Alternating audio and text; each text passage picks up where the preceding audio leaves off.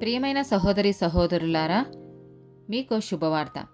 2025 సంవత్సరంలో మొత్తం 365 అంశాలను మీతో పంచుకోబోతున్నాము.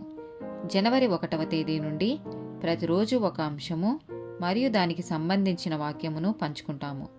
దయచేసి ఆ వాక్యములను వినండి, ధ్యానించండి మరియు ఆశీర్వదించబడండి. దయచేసి సబ్స్క్రైబ్ చేయండి మరియు మీ స్నేహితులతో పంచుకోండి. ధన్యవాదాలు.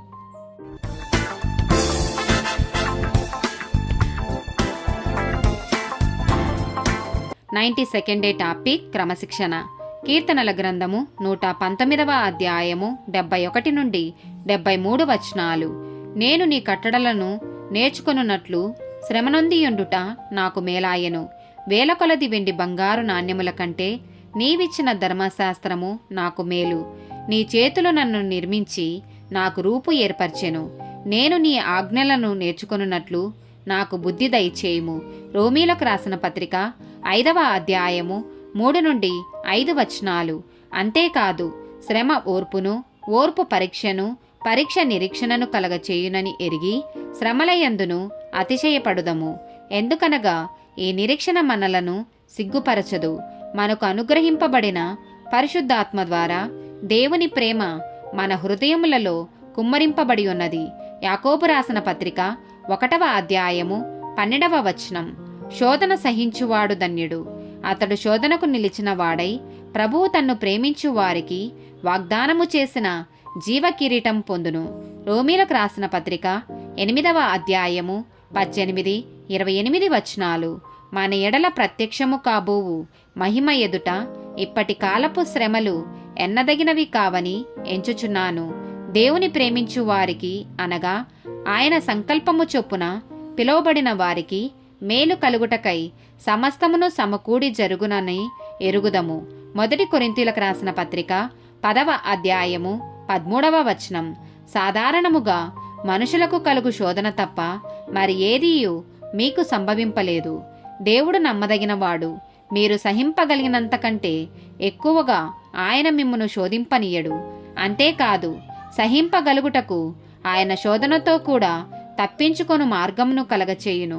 ద్వితీయోపదేశకాండము 8వ అధ్యాయము 2, 3 వచనాలు.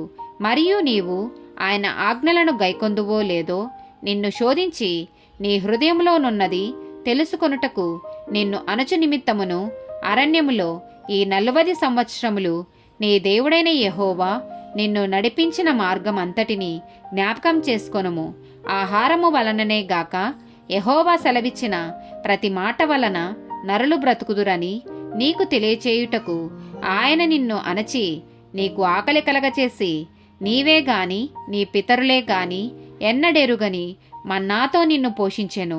హెబ్రీలకు రాసిన పత్రిక 12వ అధ్యాయము 5 నుండి 11 వచనాలు. మరియు నా కుమారుడా, ప్రభువు చేయు శిక్షను తృణీకరించకుము. ఆయన నిన్ను గద్దించినప్పుడు విసుకకుము. ప్రభువు తాను ప్రేమించు వానిని శిక్షించి తాను స్వీకరించు ప్రతి కుమారుని దండించును అని కుమారులతో సంభాషించినట్లు మీతో సంభాషించు ఆయన హెచ్చరికను మరచితిరి. శిక్షాఫలం పొందుటకై మీరు సహించుచున్నారు. దేవుడు కుమారునుగా మిమ్మును చూచుచున్నాడు. తండ్రి శిక్షింపని కుమారుడెవడు?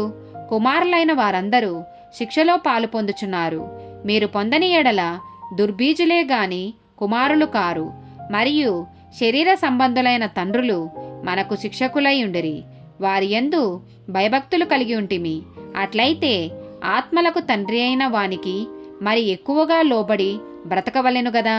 వారు కొద్ది దినముల మట్టుకు తమకిష్టం వచ్చినట్టు మనను శిక్షించిదిరి గాని మనము తన పరిశుద్ధతలో పాలు పొందవలెనని మన మేలు కొరకే ఆయన శిక్షించుచున్నాడు. మరియు ప్రస్తుతమందు సమస్త శిక్షయు దుఃఖకరముగా కనబడునే గాని సంతోషకరముగా కనబడదు.